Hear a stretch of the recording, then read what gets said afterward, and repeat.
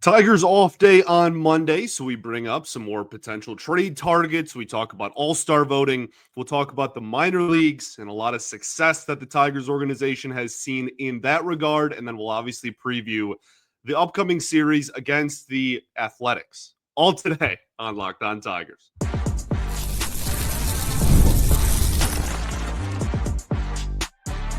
You are Locked On Tigers, your daily Detroit Tigers podcast. Part of the Locked On Podcast Network, your team every day.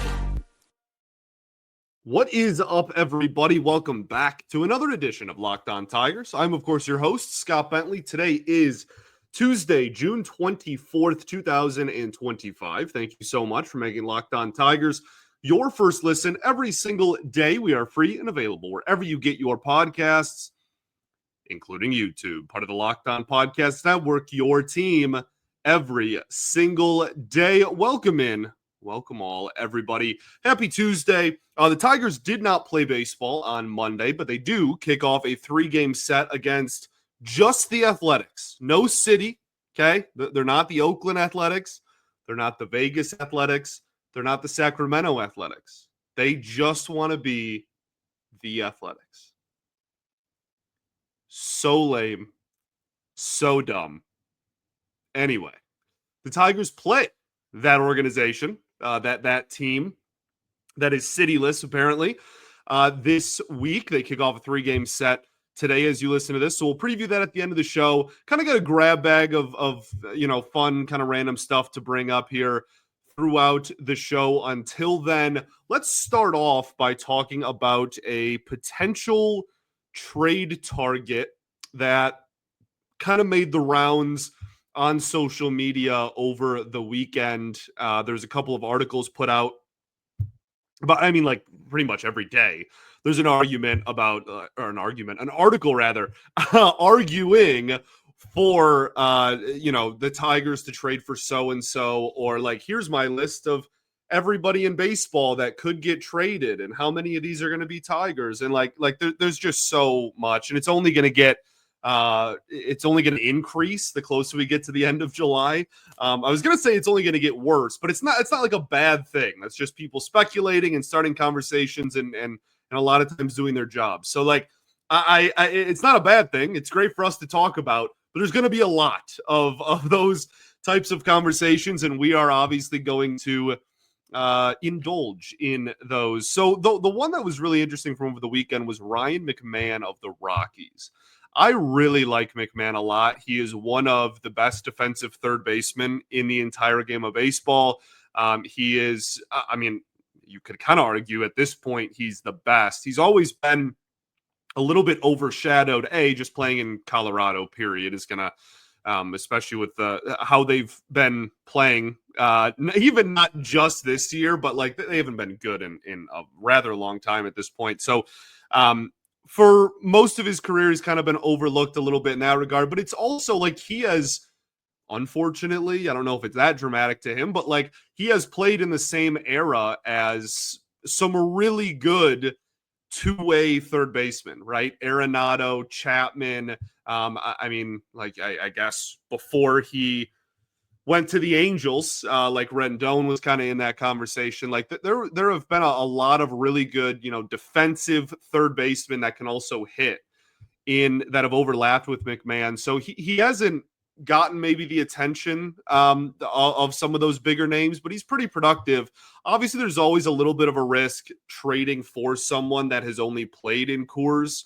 Not literally, obviously they play road games, but has played for the Rockies for his entire career, just because you don't know how the offense is going to acclimate anywhere else. And he's not exactly known for the offense, but he is so stable and so professional and so good at the position of third base that I think it's worth bringing up. That's obviously, I think you could call it a hole still for the Detroit Tigers. We'll talk about later. Zach McKinstry is in the top 3 or 5 in voting for third base for the All-Star game. So, they've gotten production there between, Colt Keith's over there now. Obviously, what McKinstry's done when he was still hitting, and got before he got sent down. Obviously, Ibanez.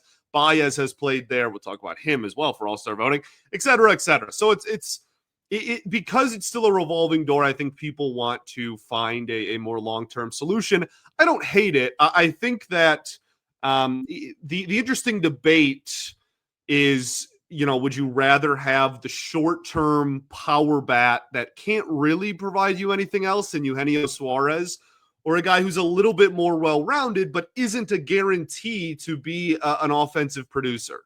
Now, he's been really good for the last month and a half at the plate, but the numbers, his career numbers season by season don't jump off the page at you as amazing. If he can be a league average hitter with maybe, run into some homers every once in a while and play really good defense, I think that'd be a win for Detroit. He's also under a really team-friendly contract given the production, that kind of the baseline production level that he has put up in his career. And again, that's kind of a high floor just because obviously it matters how well he hits, but he's going to give you a baseline of, 1 or 2 WAR just from being really good defensively. So his contract, he still has, I think, 2 years after this one. And it's rather cheap, like under or around 15 mil a year, which in today's day and age is not anything crazy for a everyday starting third baseman that can produce a little bit. So I think there's also the question of, and there's not really anything we can do about this. What the heck are the Rockies? End of sentence. What are even the Rockies? They're terrible, obviously. But I don't even know. I don't know. They attached 50 mil to send Arenado away a few years ago. I don't even know. I don't even know. They could just be no, we don't want to trade him. He still has a couple years left. We just want to hold on to all of our assets. They don't have to move him, I guess, is my point. But I think if they want as much value as possible, they probably should at least consider it, if not just grow up and do it. So yeah, I think it's interesting. I think from the Tigers' perspective, obviously he would then play third. Again, kind of go back and forth. If you really want a right-handed power bat, then you would prefer Suarez, but Suarez is well into his 30s and doesn't play very good defense and is a rental. He's a free agent at the end of the year, whereas McMahon, little bit younger, certainly isn't going to give you the power that Suarez does, but is going to be a guy that you can count on to play really solid third base for the next several seasons. And that's why I think the Tigers might be a little bit more interested in someone like him. So we'll see. We'll see is really the big. I just wanted to bring it up as I see names. I just want to kind of bring them up on the show. I don't know, maybe Max Anderson's a guy that's been in a lot of these trade discussions. Jason Beck wrote a fabulous article on MLB.com over the weekend, or maybe it was last week as well, kind of highlighting players that, are maybe make sense for the Tigers to move or that he's hearing and whatnot. And I think Anderson makes a ton of sense just because he's not a super highly ranked prospect that is playing extremely well. Right. So you kind of find that balance of okay, this guy, and, he's bounced around the infield a little bit. Hopefully, presumably you have some of those positions covered long-term. I again, if they don't want to move him, then don't. He's been fabulous this year. I really like what I've seen out of him this season.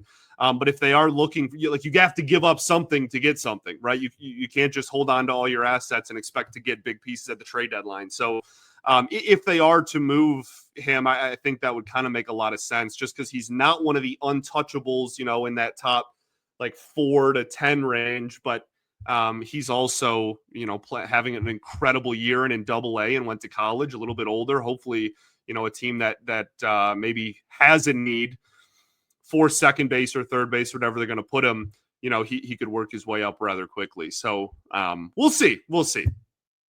Cool. Let's talk about the All-Star voting, and then we will talk about some minor leaguers, speaking of, that have had good seasons. I think we're about to see a flurry of minor league roster moves, so I want to get in ahead of the curve and talk about what we could see in the second half of this minor league season. We'll do all of that right after this. First, though, got to talk to y'all about our friends over at Rougiette. Guys, you've probably heard of Viagra or Cialis. Maybe you've even tried them. But if you're looking for something beyond the usual pill, it's time to meet Rougiette Ready. Rougiette Ready is a next-gen prescription treatment designed to amplify arousal in the brain and boost blood flow. Unlike the usual pills that can take hours, Rougiette's 3-in-1 formula dissolves under your tongue and kicks in fast, on average in 15 minutes. Effects can last up to 36 hours, so you can stay confident and in control when the moment is right. If traditional options haven't worked, Rougiette might be the answer. Over 150,000 men have already made the switch. It's also completely online. Rougiette connects with you, a board-certified doctor, and ships your treatment discreetly to your door. So head to rougiette.com/LockedOnMLB and use code LockedOnMLB to get 15% off today. That's RUGIET.com/LockedOnMLB and use promo code LockedOnMLB for 15% off. Individual results may vary with prescription treatment. Compounded drugs are permitted to be prescribed under federal law, but are not FDA approved and do not undergo FDA safety, effectiveness, or manufacturing review. Please visit Rougiette website for full safety information. All right, everybody, welcome back here. Segment 2, Locked On Tigers. Appreciate y'all for tuning in, as always, making us your first listen every single day. Shout out to the everydayers that do tune in every day. And we will, of course, be back tomorrow recapping Game 1 against the Athletics, city name redacted. So let's talk about the All-Star voting. There's an update that comes out. I think it's just every Monday from now until All-Star voting is done. You have until Thursday for phase 1, and then they, chop out kind of the bottom players in the voting. They pick a number for each position. I forget, it's, varies. A number of, players that you can still vote on after phase 1. That ends Thursday. So you got a little bit of time if you want to keep getting your votes in. For the American League, first base, Spencer Torkelson is 4th with 797,210 votes. He's behind Vlad Jr., who is in 1st, Paul Goldschmidt, who is in 2nd. Both of those really neck and neck. You're talking about just a few thousand votes separating those two guys at the top. Jonathan Aranda, who the Tigers just played, also having a fantastic season. He's in 3rd place, and then Torque in 4th. And it seems like a 4-man race there. Christian Walker is in 5th, but Torkelson has 500,000 more votes than him. So it looks like it's going to be one of those 4. And if you even want to talk about the separation again, it really seems like it's going to be Vlad Jr. and Paul Goldschmidt, fighting it out for first base starter at a minimum. Second base, Gleyber Torres really looks like a lock to be the starting second baseman for the American League. Jackson Holliday's in 2nd with 806,000. Jose Altuve's in 3rd with 795,000. And then after that, you drop down to, Brandon Lowe and Andres Jimenez, who, their totals are in the 400,000s. Gleyber has 1.1 million. Awesome stuff.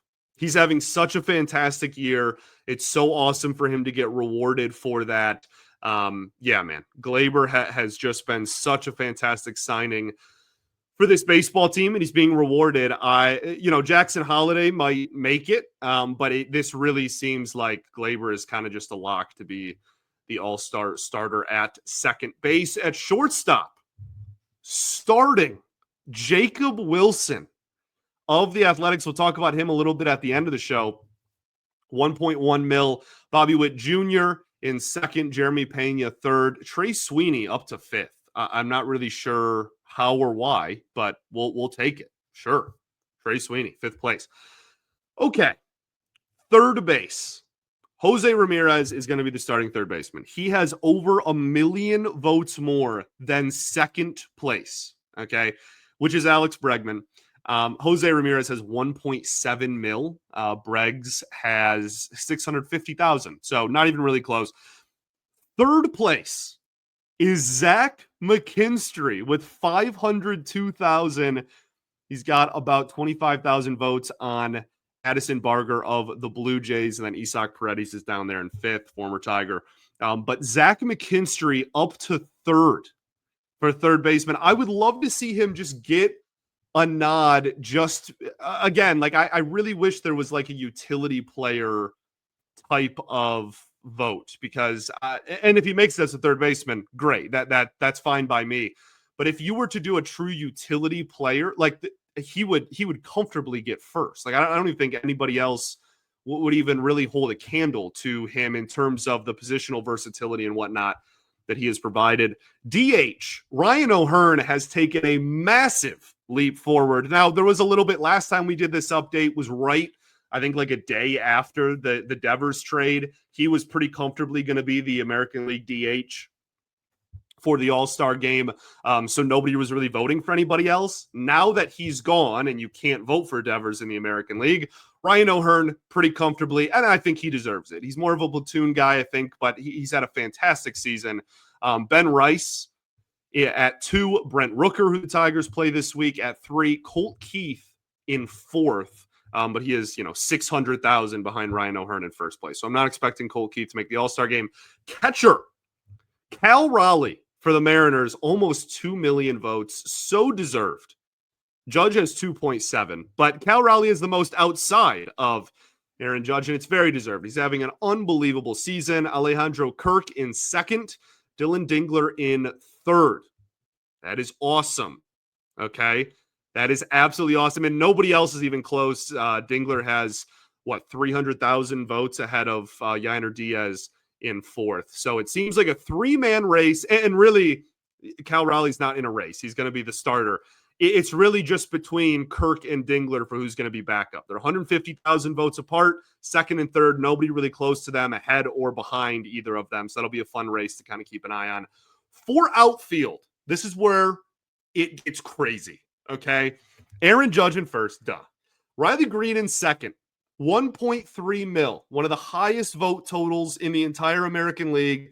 Pretty much a lock to at least make the All-Star game at this point, and looking like a lock to be a starter. Deserved. We talk about him every day. 3rd place for American League outfield is none other than Javier Baez with 901,969 votes. That is unbelievable. This looking at this graphic is mind-boggling. It's just Javi playing center field and being the leading vote getter. If you would imagine if time travel was a thing and you could go back and show yourself that in February. But yeah, Javi's going to be an all-star center fielder this year. What are we talking about? Unbelievable stuff. Good for Javi. Mike Trout in 4th. Very, very close to Javi. Stephen Kwan in 5th. Cody Bellinger 6th. Kerry Carpenter still in 7th, despite the recent struggles. And I think that's it for Detroit Tigers. And then pitching is done later. So there you go. And Tarek Skubal should be the starter. There's your all-star ballot update. A lot of Detroit Tigers in the mix, which is super, super exciting.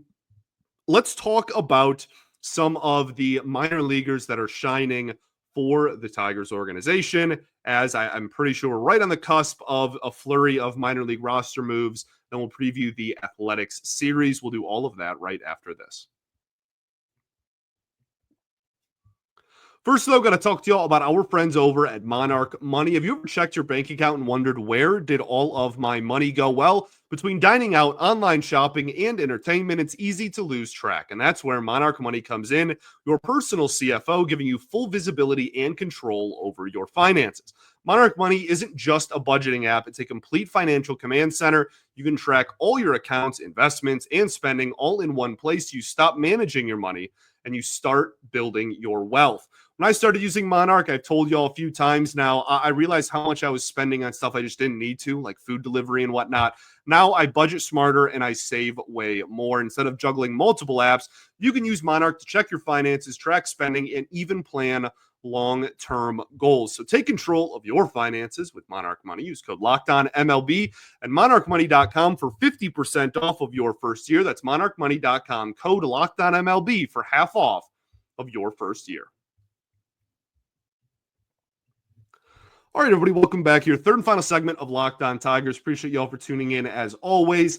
Just want to really quickly go over some of the prospects we could see on the move in the coming days. So over the weekend, we had a lot more Tigers affiliates clinch postseason berths. The minor leagues is kind of weird. You can clinch a playoff berth in the first half of a season if you're in a playoff spot there. So a lot of those teams, the Erie Seawolves clinched over the weekend. And then last week we talked about, West Michigan clinched. Like there's already, I think almost every, if not a lot of the Tigers affiliates have already clinched. The farm system is in great hands, as we've talked about a lot. So I just want to go over some of the kind of key and notable players we could see on the move. And obviously we won't even get close to everybody, but when it does happen, we have plenty of off days on Mondays. And then we have the All-Star break in early July. So we'll have plenty of time to kind of trying to get the Tigers minor league report guys on to kind of talk about that at the halfway point in the season as well. Max Clark, obviously going to be talked about all the time. Hitting righties really well, and no matter who's on the mound, he is getting on base really well. There's still a little bit of a lack of power, but he's still pretty young and still has room to grow into his frame. Has played really good defense, has a cannon of an arm, is really fast. There's all these things that make him so dynamic. I think they're waiting on him to again grow in and to his body a little bit more and have a little bit more pop, but B, and probably more importantly right now, I think they want to see him improve against left-handed pitching. It's been a little bit of a struggle for him. Now, again, still getting on base, just not, again, it's mostly walks against lefties, and his walk rate is fantastic. His strikeout rate's really low. Like all of these really good things, he's been fantastic. But if you're nitpicking, that's certainly something he can improve on. So we'll see if he has the green light to move up to Erie. I think it would be fantastic for him to end the season with the Seawolves this year, because that kind of puts him in a position where, you're talking Toledo in 2026. Kevin McGonigal, I don't even know how he's not in Erie already. I don't know if it's just like we want to make sure he's fully healthy still and whatnot. This dude rakes, okay? He's hitting, let's see, in 394 with a almost 1,200 OPS. He's not real. He has more RBIs than strikeouts and more walks than strikeouts. He's unreal. I don't even know how he's a real human being. So I fully expect him to be in Erie for the second half of this season. I don't even really have too much else to say. Like he's the best hitter in minor league baseball, in my opinion. He's the best purely, if you're talking about hitting prospect, I think you could argue, in all of baseball. And he hasn't been a liability at shortstop or, he's bounced around, played some second, third, whatever. He hasn't been a liability defensively. There's no reason for me, other than, again, health, that he wouldn't be in Erie here in the coming days. Bryce Rayner, obviously, going to miss the remainder of the season, unfortunately, which is super, super sad because he was looking absolutely phenomenal. Jose Preseño, another player who has had an unreal year. He is hitting 276 with an OPS well over 1,000, OBP over 400, slug over 600. For him, he has 14 home runs in 45 games. That is a just incredible pace. Also, he has that level of power, 33 walks, 34 strikeouts. Unbelievably impressive. A guy that maybe has some questions where he'll stick long-term defensively, whether that is behind the plate or more in a first base role, but he hits really well. I fully expect to see him in Erie in the coming weeks as well, joined probably by Thyron Lorenzo. I'm not sold on Lorenzo getting promoted. He hasn't hit particularly well. He's not hitting super poorly, but he's 211 average in Double-A. Now that comes with a really good walk rate and a little bit of pop, obviously. But I don't, 749 OPS. There's some questions about him defensively as well. It wouldn't shock me if he stayed down in Toledo, or in Erie rather, for at least the beginning of the second half of the minor league season here. How Yu Lee has turned it around. He got off to a really slow start, but has hit a lot better over the last few weeks. He won't get promoted. He's not going to be in the majors or anything. He's in AAA, so there's not too much else to say. Hopefully he can keep developing down there. Chris Rodriguez, been one of the more fun prospects that's been talked about. Absolutely crushing so far in the DSL, which is super fun to see down in the rookie league. So I don't expect him to like be on the move necessarily. Well, maybe in like a few weeks, but he's not even 18. So like I kind of expect him to stay down there just so they're sure. And just I think getting reps is the most important thing for him. Frangerber Montilla, one of my favorite prospects in the organization. Still waiting on the power a little bit, but has bounced around, played a few different positions in the infield. Is hitting decently well. I think it wouldn't shock me because he's in Lakeland. It wouldn't shock me if when West Michigan promotes all of these really high-end prospects that Montilla was kind of a guy that filled in one of those voids and ended the season in West Michigan. On the pitching side of things, Jaden Ham, okay season. I could see that kind of going either way in Double-A for him. Owen Hall, going to be in Lakeland. There's not really too much else to say there.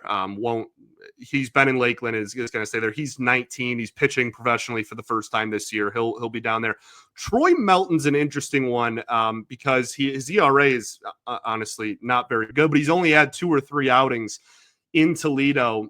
This is a guy that if the Tigers really wanted to maybe throw a Hail Mary, I mean, he's a top 10 prospect. I don't even want to make Hail Mary's probably too dramatic and insulting, but like he's been a solid starter in the minor leagues and has kind of rose up these draft rankings over the last year and a half, 2 years.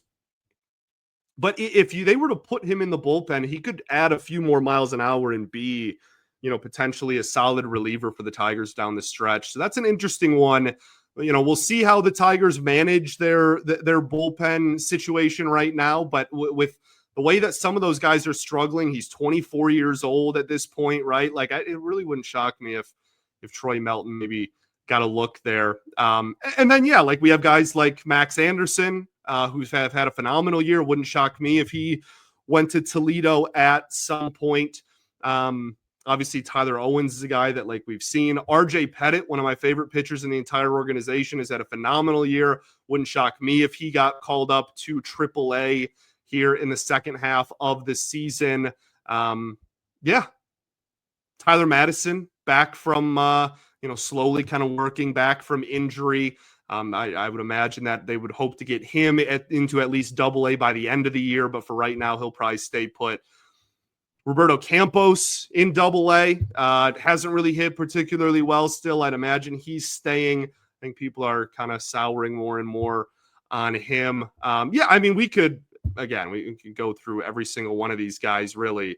There's a lot to like in this organization in terms of prospects, but I just wanted to kind of highlight some of the key players before, at least this is an assumption on my part. And even if they don't have a bunch of moves because of the halfway point of the season, the clinched playoff berth thing, well, then we just talked about the prospects and there's still a prospect update for you. So there you go. Tigers play the Athletics this week. They kick off today.